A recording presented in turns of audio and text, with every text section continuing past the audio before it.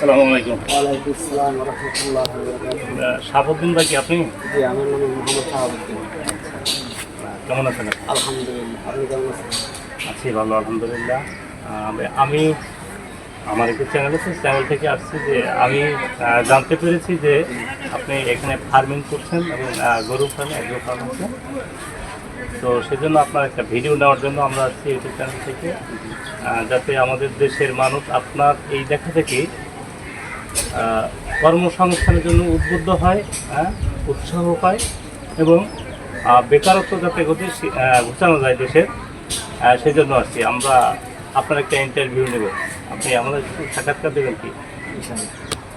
আচ্ছা, ঠিক আছে। তো আপনি এটা কত বছর ধরে করতেছেন? আমার এটা প্রায় 8 বছর ধরে করতেছি। 8 বছর।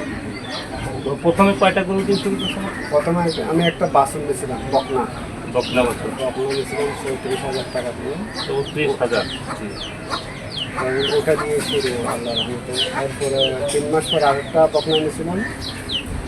এই দুটা দিয়ে আমি পাশাপাশি চাকরি করতাম কন্টেনার ডিপুতে। বিভিন্ন ডিপো আছে না, ওখানে কাজে করতাম, পাশাপাশি দুটা গরুর জন্য কাজটা কাটতাম। চাকরির পাশাপাশি আপনি এটা করছেন, এখান থেকে আপনি স্বাবলম্বী। এটা এখান থেকে শুরু, আলহামদুলিল্লাহ। তারপর এখন আপনার ফার্মে কতগুলো গরু আছে? আমার এখন মা এবং বাছুর সহ 15টা আছে। 15টা আছে। 8 বছরে এর মধ্যে কি আপনি বিক্রি করেছেন? এর মধ্যে বিক্রি করেছে এবং ক্রয় করেছেন, আবার বিক্রিও করেছেন, মানে আচ্ছা আচ্ছা, ঠিক আছে। তাহলে আমাদেরকে আপনার ফার্মটা একটু দেখাবেন কি? ইনশাআল্লাহ দেখা আছে। আচ্ছা চলেন দর্শক, চলুন আমরা শাহাবুদ্দিন ভাইয়ের যে এগ্রো ফার্ম আছে, এই এগ্রো ফার্মটি আপনাদের দেখাবো বলে আমরা আজকের এই ভিডিওটি করছি। দর্শক, আপনারা আমাদের সাথেই থাকুন, দেখতে থাকুন আমাদের এই শাহাবুদ্দিন ভাইয়ের এগ্রো ফার্ম। প্রিয় দর্শক, আমরা চলে এসেছি শাহাবুদ্দিন ভাইয়ের এগ্রো ফার্ম। ওনার বসত ঘরের পাশেই সামান্য একটু জমি আছে বা জায়গা আছে, এখানে সেই সুন্দর একটা পরিবেশ তৈরি করে এগ্রো ফার্ম করেছেন। আপনারা দেখতে পাচ্ছেন এই যে সাদা সাদা কালা কালা, এই সাদা সাদা কালা কালার সাথে আমরা আজকে আবার নতুন করে পরিচিত হলাম।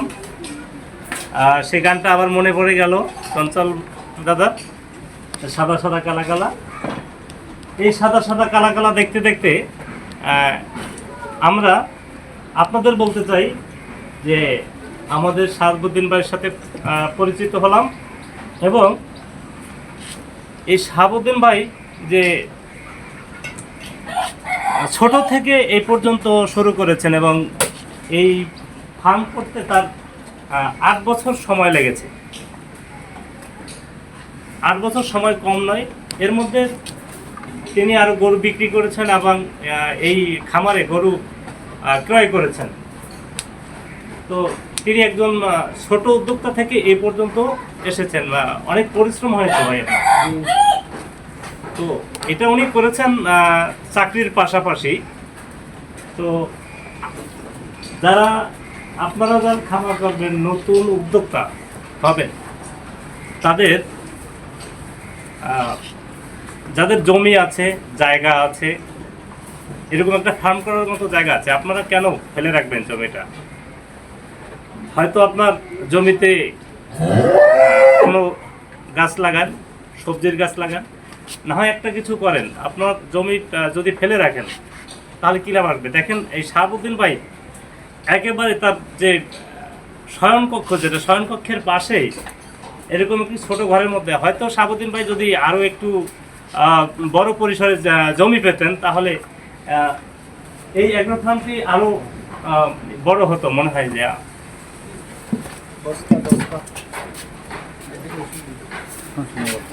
সুপ্রিয় দর্শক, আমরা এই যে আসলাম, আপনাদের যে দেখালাম, এটাই কিন্তু আমাদের উদ্দেশ্য না। আমাদের উদ্দেশ্য হচ্ছে দেশের কর্মসংস্থান যাতে বাড়ে, বেকারত্ব যাতে ঘটে, একটি দেশের জনসংখ্যা যারা রয়েছেন, জনসংখ্যা যদি কর্মঠ হয় এবং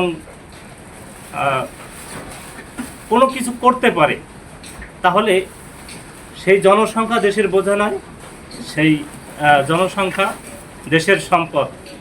দক্ষ জনগণ দেশের সম্পদ।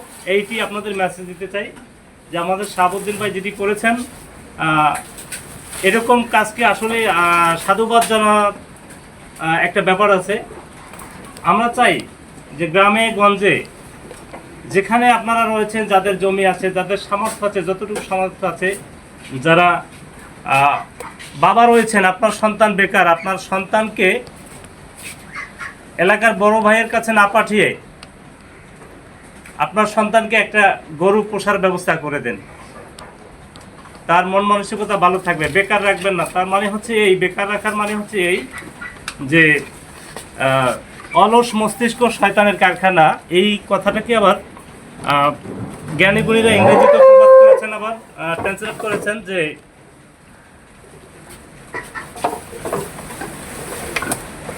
এই কথাটার একটা ইংরেজি আছে।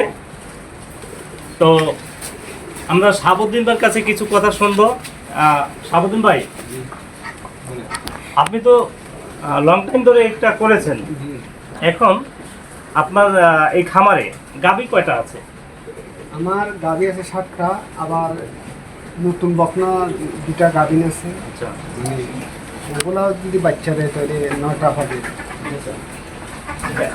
এই যে সামনে কোরবানি আসছে, এই কোরবানিকে ঘিরে যে একটা গরুর বাজার গরম হবে এবং সরগরম থাকবে এবং বাজারে গরুর চাহিদা থাকবে, এই জায়গা থেকে আপনি কোরবানির জন্য কোনো গরু আপনার খামারে রাখছেন কিনা?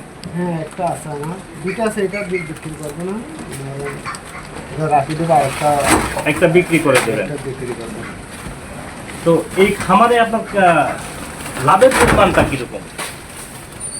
লাভের পরিমাণ মনে করো আমার সংসার চলতেছে, আমার গরুগুলো আমার নিজের আছে, আমার পরিবার নিয়ে আমি মানে এগুলো দেখাশোনা করতেছি।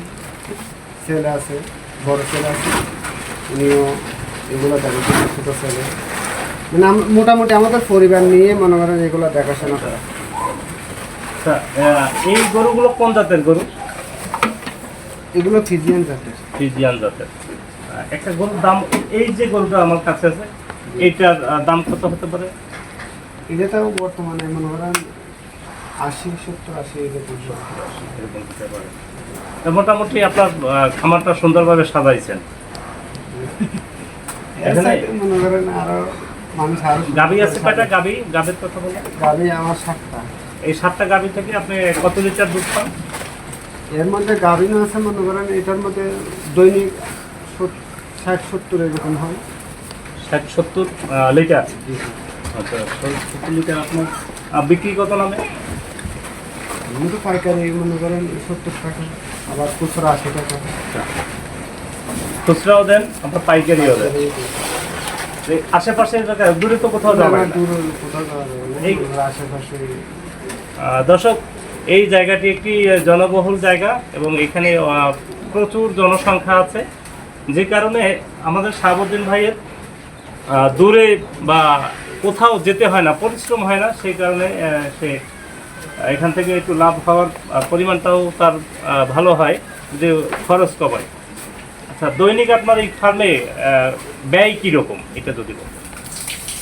ব্যয়ও আছে অনেক, আয় যেখানে থাকবে ব্যয় তো সেখানে থাকবে। ব্যয় আছে, মানে মোটামুটি আমার সংসার চলতেছে। আপনার সংসার চলছে? আমার সংসার মানে যাবতীয় এখন তো বর্তমানে সব কিছু দাম মনে করেন, আমার মোটামুটি আমার সংসার চলতেছে, মানে গরুর খরচ, নিজের খরচ, মানে সব মিলিয়ে ছেলে মেয়ে লেখাপড়া খরচ সব মোটামুটি। আপনার গরুকে, আপনার এই খামারের গরুকে কি কি খাবার দেন? আমার দানাদার খাবার মধ্যে এমনি তো ঘাস আছে, কাঁচা ঘাস আছে, তারপরে দানাদার খাবার নাহার ঠিক খাওয়াই, নাহার ঠিক, আর এমনি ভুসি আছে, ওগুলো মিক্সার করে দিয়ে দিই, মানে সবগুলো একসাথে মিশিয়ে মিক্স করে দিই। কত টাকা দৈনিক ব্যয় কত হতে পারে আপনার? দৈনিক ব্যয় 3-4 হাজার টাকা তো হবে। 3-4 হাজার টাকা। চাকরির পাশাপাশি এটা করেন, আলহামদুলিল্লাহ। না এখন আর চাকরি করি নাই, তখন এখন এক আর- সময় করতাম, অর্থাৎ এখন এটাই করেন? এখন এটাই করি। আলহামদুলিল্লাহ, আলহামদুলিল্লাহ। কেননা এখানে তো অনেক সময় দরকার আছে। সময়ের ব্যাপার। আর আপনার সংসারে মোট জনসংখ্যা কয়জন? আপনার ফ্যামিলি আমরা- সদস্য কয়জন? ছেলে মেয়ে 6 জন, আমরা 2 জন, 6 জন। মা বাবা আছে? মা বাবা আছে। 8 জন। আচ্ছা, তাহলে আপনি কি মনে করেন যে সরকারিভাবে যদি আপনি আরো সহায়তা পেতেন, যদি উপজেলা থেকে, আপনি কি প্রশিক্ষণ নিয়েছিলেন এখানে? না, না। কোনো প্রশিক্ষণ ছাড়াই আপনি এটা গড়ে উঠেছেন? স্যারাই মনে করেন, আমি বললাম না আমি চাকরি করতাম, এর পাশাপাশি এরকম শুধু একটা বকনা নিয়েছিলাম, এইখান থেকেই মনে করেন শুরু আমার যাত্রা। চাকরি করতাম আর ওগুলা দেখাশোনা করতাম, পরে ওগুলা যখন 2টা বাচ্চা দিছে চাকরি ছাড়ে দিছে। প্রিয় দর্শক, আমরা এতক্ষণ শুনছিলাম আমাদের এই শাহাবুদ্দিন ভাইয়ের চাকরির পাশাপাশি এই ফার্মিং করে যে তার উঠে আসার গল্প। এই গল্পটি আসলে আমরা যত সহজভাবে দেখি ততটা কিন্তু সহজ আসলে ছিল না। মানুষ চেষ্টা করলেই সবই করতে পারে, চেষ্টা থাকতে হবে। সাফল্য আল্লাহর হাতে। সাফল্য হয়তো শাহাবুদ্দিন ভাই চেষ্টা করেছেন এবং এখানে সাফল্য দেখা দিয়েছে। শাহাবুদ্দিন ভাই, আমাদের দর্শক যারা রয়েছেন তাদের উদ্দেশ্যে আপনি কিছু বলবেন? যে দেশের যে বেকার জনসংখ্যা রয়েছেন তাদের উদ্দেশ্যে আপনি কি বলবেন? তাদের উদ্দেশ্যে আমি বলবো, মনে করেন বেকার না থেকে যদি জায়গা থাকে, মনে করেন হয়তো যে কোনো একটা কিছু করা নিজের উদ্যোগে, মনে করেন চাকরি করতে গেলে মনে করেন হয়তো 10, 12, সর্বোচ্চ হয়তো 15 এর উপরে যায় না, মনে করেন, ঠিক আছে না? আর একটা চাকরি, ভালো চাকরি নিতে হলে প্রতিবন্ধকতা আসে। মনে করেন আমার যদি জায়গাটা আরও যদি জায়গা একটু বেশি থাকতো, মনে করেন আমি কি এটা আর একটু ডেভেলপ করতাম। আর একটু ডেভেলপ করতে পারতেন। জি, তো এখন আমি দর্শকদের বলবো, যাদের এরকম হয়তো অনেক গ্রামগঞ্জে অনেক জায়গা পড়ে আছে, মনে করেন পরিত্যক্ত অবস্থায়, ওটা যদি কাজে লাগাই তাহলে চেষ্টা করে মনে করে সাফল্য একদিন আসবে, আমি আশা রাখি এটা। আলহামদুলিল্লাহ। প্রিয় দর্শক, আমাদের ভিডিওটি শেষ পর্যায়ে অনেক দীর্ঘায়িত হয়েছে, আপনাদেরও সময় নষ্ট হচ্ছে, আপনারা লম্বা ভিডিও দেখতে চান না। কিন্তু আপনাকে যেটা করতে হবে, আপনার বেকারত্ব ঘোচাতে হলে, আপনার সন্তানের বেকারত্ব যদি আপনি ঘোচাতে চান, অলস মস্তিষ্ক শয়তানের কারখানা, এই কথাটা সর্বতই সত্য। মনের ভিতরে, মাথার ভিতরে বিভিন্ন রকম চিন্তা ভাবনা আসে। সেই চিন্তা মুক্ত করতে হলে আপনার সন্তানকে আপনি একটা কর্ম ধরিয়ে দিন। আপনার সন্তান কোনো বড় ভাইয়ের পিছনে কোনখানে যায়, এই খেয়াল খবর রাখার দায়িত্ব আপনার। আপনার সন্তানের যত্ন, আপনার সন্তান আপনার সম্পদ, এই সম্পদের যত্ন আপনাকেই করতে হবে। যারা বাবা রয়েছেন, যারা মা রয়েছেন, আপনাদের উদ্দেশ্যে আমরা বলবো যে শাহাবুদ্দিন ভাই যেভাবে উঠে এসেছে, গল্প কারো বানানো না, গল্প নিজের তৈরি করতে হয়। এই শাহাবুদ্দিন ভাই তার যে ঘাম ঝরানো, যেই চিন্তা চেতনা থেকে এই খামারটি তৈরি করেছেন, আপনাদের উদ্দেশ্যে তিনি বলেছেন এটাই, যে চেষ্টা করলেই সাফল্য একদিন ধরা দেবে এবং চেষ্টাটা আপনাকেই করতে হবে। সমাজটা এরকমই, যে আপনাকে কেউ সহযোগিতা করতে চাউক আর না চাউক, আপনার উঠে আসার চিন্তাটা থাকতে হবে। আপনার যদি উঠে আসার চিন্তা ভাবনা থাকে তাহলে আপনি উঠতে পারবেন, এবং আপনার যদি সদিচ্ছা থাকে তাহলে আপনি চেষ্টা করে যান, সাফল্য আল্লাহ একদিন দেবেই। পরিশেষে আমি আপনাদের উদ্দেশ্যে বলবো যে আমাদের যে এই চ্যানেলটি আছে, আমাদের এই ভালো একটি উদ্দেশ্য নিয়ে, আমাদের এই সমাজকর্ম, সমাজসেবা নিয়ে আমাদের এই চ্যানেল, আমাদের এই চ্যানেলের পাশে থাকবেন এবং ইউটিউব চ্যানেল এবং ফেসবুক পেজ, এই পেজের পাশে থাকবেন, আমাদের উৎসাহ দেবেন। আপনারা আমাদের এই দর্শক যারা রয়েছেন, আমাদের এই ভিডিওগুলো যারা দেখেন, আপনারা হচ্ছেন আমাদের এই চ্যানেলের প্রাণ, আমার প্রাণ। যদি আপনারা দেখেন, আপনাদের থেকে যদি উৎসাহ পাই, তাহলে আমরা আরও এরকম শত শত শাহাবুদ্দিন ভাইয়ের গল্প নিয়ে আপনাদের সামনে উপস্থিত হব। সেই পর্যন্ত আপনারা সুস্থ থাকবেন, সুন্দর থাকবেন। SWF19 পেজ এবং ইউটিউব চ্যানেলের সাথে থাকবেন। সবাইকে ধন্যবাদ, বিদায় নিচ্ছি।